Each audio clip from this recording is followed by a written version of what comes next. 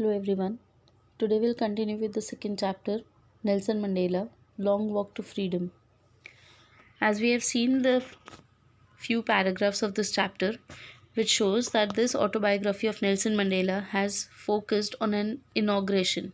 This inauguration, as we know, was the beginning of a new era of South African independence. We already have seen the importance of the date 10th May. We have seen who all were the first deputy president, second deputy president, and Nelson Mandela being the president, how they took pledge, where the pledge and the oath was taken. We also have read the speech given by Nelson Mandela. Moreover, we have already observed how the jets and the planes they created colorful bows in the sky. Further now, here we continue with the chapter. That day had come about through the unimaginable sacrifices of thousands of my people whose suffering and courage can never be counted or repaid. I felt that day, as I have on so many other days, that I was simply the sum of all those African patriots who had gone before me. That long and noble line ended and now began again with me. I was pained that I was not able to thank them and that they were not able to see what their sacrifices had wrought. Wrought means have brought today, what they have achieved. In this paragraph, Nelson Mandela mentions about the martyrs of the country. He mentions about the people who have sacrificed their lives struggling hard to achieve independence for the country. He also says that he could not thank them now because they are no more. They must have lost their lives by fighting for the country. But today, they are no more. Nelson Mandela cannot thank them. Moreover, they are not alive to see what their struggle have brought to their nation, something that they could never imagine, independence. The policy of apartheid created a deep and lasting wound in my country and my people. As we already know, apartheid means racial discrimination that was unique to South Africa. Here Nelson Mandela mentions that this apartheid system, it no doubt had ended with the end of colonization, but still उसकी बातें और वो जो हो चुका था एक बार के लिए वो सारे अभी भी मेमोरीज में लोगों के थे कि डिस्क्रिमिनेशन उनके साथ कैसे किया गया था, how harsh those days were. So that left an imprint on the country as well as the countrymen. All of us will spend many years, if not generations, recovering from that profound hurt. Nelson Mandela believed that it will take a very, very long time to come out of that harsh humiliation, to recover from that humiliation.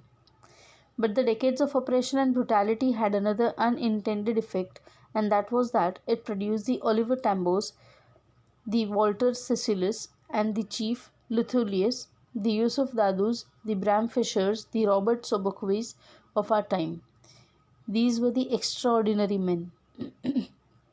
Men of such extraordinary courage, wisdom, and generosity that their like may never be known again. This is said, the positive side of the colonization is shown by Nelson Mandela.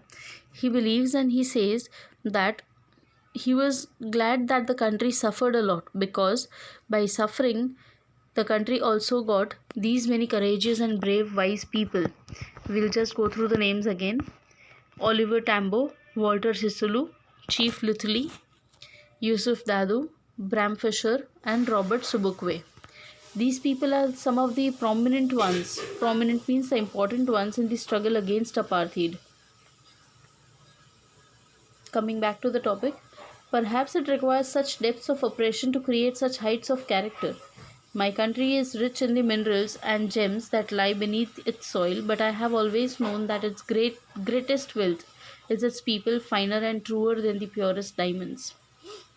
As we all know that South Africa is popularly known for gold and diamonds, it has n number of mines there. But Nelson Mandela says that apart from being rich in minerals, the country is rich in people like these who not only were great people but they were courageous, they were ready and they were willing to do anything for the country. And he terms them to be the truest diamonds. It is from these comrades in the struggle that I learned the meaning of courage time and again. I have seen men and women risk and give their lives for an idea. Nelson Mandela says that these people were as an inspiration to him. These people were the ones whom he idealized because from them he understood the meaning of courage. I have seen men stand up to attacks and torture without breaking, showing a strength and resilience that defies the imagination. Nelson Mandela ने ऐसे लोगों को भी देखा था जिन लोगों ने colonisation के या कोई भी सोशल इविल के अगेंस्ट एकदम डट के खड़े रह के उसका सामना किया था without any fear. And he says that his courage was built up from seeing them. I learned that courage was not the absence of fear but the triumph over it. मतलब कि आप अगर हिम्मत करते हो तो दैट इज़ नॉट कि you are about to lose that particular thing और you should show your fear, but it shows that you will take over that fear, you will conquer over the fear, you will finally win. The brave man is not he who does not feel afraid but he who conquers that fear. This is a very popular phrase which could be understood that डर के कुछ नहीं होता है, वो बहादुर नहीं कहलाते हैं जो डर जाते हैं, but the ones who face their fear और उससे कवर अप करके आगे निकलते हैं, जब उससे ओवरकम कर लेते हैं, that was a person who is brave. No one is born hating another person because of the color of his skin or his background or his religion. People must learn to hate, and if they can learn to hate, they can be taught to love, for love comes more naturally to the human heart than its opposite. We can understand and imagine how gentlemanly thoughts Nelson Mandela had. What he believes is that no person is taught to discriminate against another on the basis of skin or background or religion.